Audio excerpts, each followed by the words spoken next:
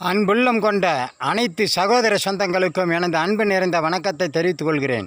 சுயேட்சை லட்சியம் கொண்ட ஜெகஜோதி இயக்கத்தின் பொதுநல பொறுப்பாளராகிய சேலம் சியான்பாளையம் கவிஞர் டி. ராமச்சந்திரன் இப்போது உரையாற்ற இருக்கிறேன். ஆகையால் அனைவரும் ஆதரவு தருமாறு தாழ்ந்த பணிவன்போடு கேட்டுக்கொள்கிறேன். மக்களே, இந்த சுயேட்சை லட்சியத்தில் இயக்க பொறுப்பாக இருந்தாலும் சரி, நாடாளுமன்ற வேட்பாளராக உறுப்பினராக ஆனாலும் சரி, சட்டமன்ற உறுப்பினராக ஆனாலும் சரி, 5 ஆண்டு ஒரு முறைதான் ஒவ்வொரு பொறுப்பிலும் இருக்க முடியும். அதனால் இந்த நாட்டில்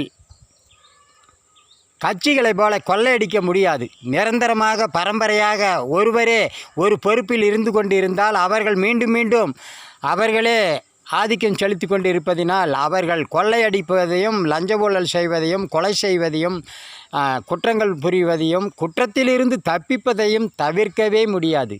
இந்த சுயேட்சை லட்சியத்தில் அப்படி இல்லை. ஒவ்வொரு 5 ஆண்டில் ஒவ்வொரு பொறுப்புகளும் மாறிக்கொண்டே இருக்கும்.